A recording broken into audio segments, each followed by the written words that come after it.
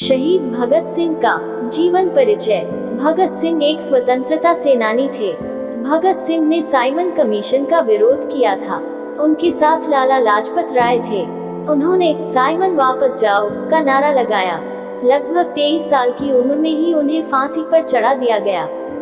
तो आइए आज इस वीडियो में हम आपको भगत सिंह जी के बारे में बताते हैं। भगत सिंह का जन्म 27 सितंबर 1960 को लायलपुर जिले के बनगा में हुआ था, जो पाकिस्तान में स्थित है। उनके पिता का नाम सरदार किशन सिंह सिंधु था और माता का नाम श्रीमती विद्यावती जी था। ये 10 भाई बहन थे। भगत सिंह का नाम अमर शहीदों में लिया जाता है। उनका पैतृक गांव खटकड़ कला है, जो पंजाब में है। शहीद भगत सिंह भारत के महान स्वतंत्रता सेनानियों में से एक है, जिन्होंने हमें अपने देश के लिए मर मिटने की ताकत दी और ये बताया कि देश प्रेम क्या है। भगत सिंह का जन्म सिख परिवार में हुआ था। जब भगत सिंह का जन्म हुआ तो उनके पिता सरदार किशन सिंह जी जेल में थे। उनके चाचा श्री अजीत सिंह जी स्वतंत्रता सेनानी थे और उन्होंने भारतीय देशभक्ति एसोसिएशन भी बनाई थी। भगत सिंह जी का दाखिला दयानंद एंग्लो वैदिक हाई स्कूल में कराया था। बाद में नेशनल कॉलेज बाग की पढ़ाई छोड़कर भगत सिंह ने 1920 में महात्मा गांधी द्वारा चलाए गए असहयोग आंदोलन में भाग लेने लगे। गांधी जी विदेशी चीजों का बहिष्कार करते थे। 14 वर्ष की आयु में भगत सिंह ने सरकारी स्कूलों की किताबें और कपड़े जला दिए। सन 1926 में नौजवान भारत सभा में भगत सिंह को सेक्रेटरी बना दिया गया और इसके बाद सन 1928 में उन्होंने हिंदुस्तान सोशलिस्ट रिपब्लिकन एसोसिएशन को ज्वाइन किया।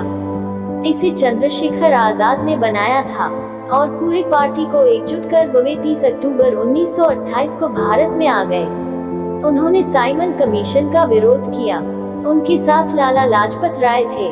वे साइमन वापस जाओ के नारे लगाते रहे। इस आंदोलन के चलते उन पर लाठीचार्ज पर किया गया। इसमें लाला लाजपत राय बुरी तरह से जख्मी हो गए। उनकी मृत्यु हो गई।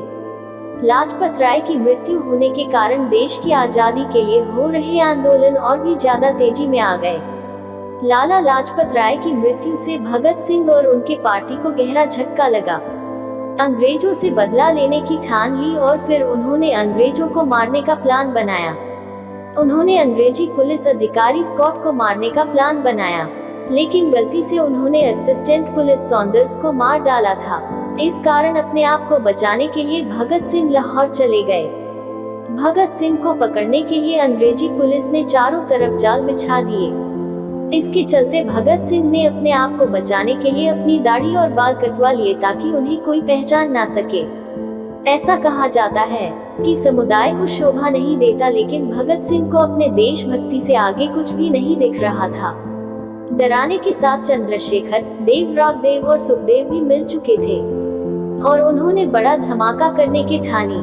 8 अप्रैल 1929 भगत सिंह जी ने अपने साथी क्रांतिकारी बटुकेश्वर दत्त के साथ मिलकर ब्रिटिश सरकार की असेंबली में बम विस्फोट कर दिया। उस बम से केवल आवाज ही होती थी और उसे खाली स्थान पर ही फेंका गया ताकि किसी को हानि ना हो। इनकलाब जिंदाबाद के नारे लगाते रहे। भगत सिंह अंग्रेजों और भारत के लोगों को दिखाना चाहते थे कि एक हिंदुस्तानी क्या क्या कर सकता है। भगत सिंह जी अपने आप को एक शहीद बताया करते थे और उनके देश प्रेम को देखकर यह साबित हुआ कि वे एक क्रांतिकारी थे और उनकी मृत्यु वह मरे नहीं बल्कि अमर शहीद हो जाएंगे। भगत सिंह राजगुरु सुखदेव पर मुकदमा चला। उन्होंने फांसी की सजा सुनाई गई, लेकिन फिर भी वे तीनों अदालत में इनकलाब जिंदाबाद के नारे लगाते रहे। जेल में भगत सिंह के साथ अन्य भारतीयों के साथ व्यवहार नहीं किया जाता था। उसने बहुत यातनाएं सहनी पड़ती थी। 24 मार्च 1931 फांसी दी जानी थी, लेकिन देश के लोगों ने उनकी रिहाई के लिए प्रदर्शन करने शुरू कर दिए।